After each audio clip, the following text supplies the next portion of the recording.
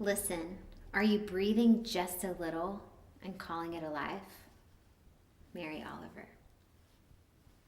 Today I am book reviewing my most recent favorite book, Chasing Slow, by Erin Loechner. Erin was a blogger who started the blog Design for Mankind, and she was probably one of the original bloggers on the scene before it became really big back in the day. And I absolutely love this book. It very much resonates with just the heart of who I am. I started off in finance, and I learned really quickly about the treadmill. The treadmill we call life, the treadmill we call business, the treadmill we call hustle, but today the treadmill we call more. I want to read you something specifically from Erin's book about the concept of more.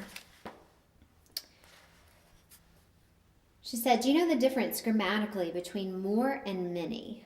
I learned it in college from a professor who had burned her bra in the throes of feminism, who had adopted and raised a 13-year-old son alone, who, when her partner had left her for another woman, when she and her son slept on cardboard for a time, had turned to grammar, to education, to self-reliance for her worth. Many, she explained, is measurable.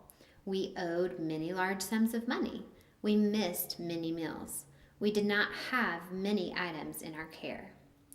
And I see it now, the blazer, the manicure, the cappuccino, the conference, the many. Yes, I was measuring it all the time. But more, she explained, is immeasurable. We wanted more, but how much? We needed more, but how much? We would never, ever, I feared, have more, but how much? More, she said, is a never-ending, immeasurable." Chasing Slow is about the idea of ambition and contentment, something I love and think so often about. It's that this idea that as entrepreneurs, as people, we love doing. We want to chase after those big dreams, that American dream. But the reality is, if any of you have ever gotten here, we have these big dreams, but so often when we achieve them, we just start chasing the next one. Erin so beautifully talks about her own chasing more and chasing less, chasing slow.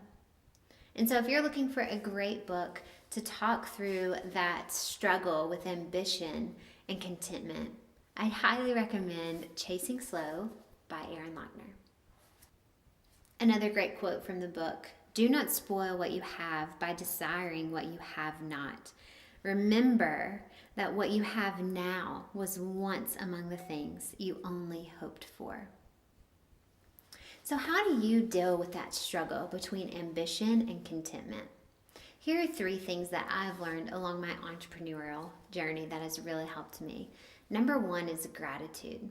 Just like that quote says, realizing that what we have now was once something we hoped for. So what we're hoping for now, when we get there, we don't want to just keep climbing the ladder.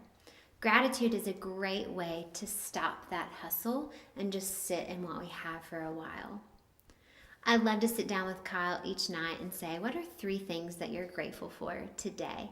They can be silly things, they can be serious things, they can be for my new haircut or my new shirt, or just that I got to have my coffee this morning. Whatever it is, just there's something magical about acknowledging that gratitude.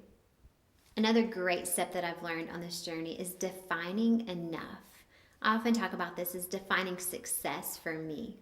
What is enough financially? What is enough for your days? What does success really look like? This might sound silly or easy, but so oftentimes we don't define it. We don't say that this is what I want today or in the next 3 months or this year. This is what success is. Because when we sit down and really define what that looks like, what we want our days to look like, it frees us up from that continual hustle or from the comparison of looking around and thinking, I should be doing more, I should be doing less. And the last step is what I call idea charting. I sit down and I draw out, you remember those old bubble charts where I sit down and draw out all of those ideas, and I choose one only. I choose one new idea a year. Because so often I think, oh, I can do all these things, and I just get into the hustle and I can do more, and then I find myself not living out the days I really want to be living. So I choose one new idea a year to focus on in my business. So if you're struggling with that feeling of ambition versus contentment, I want to do more, but I want to do less, that struggle we all are having, maybe put these 3 tips into practice for you and your business.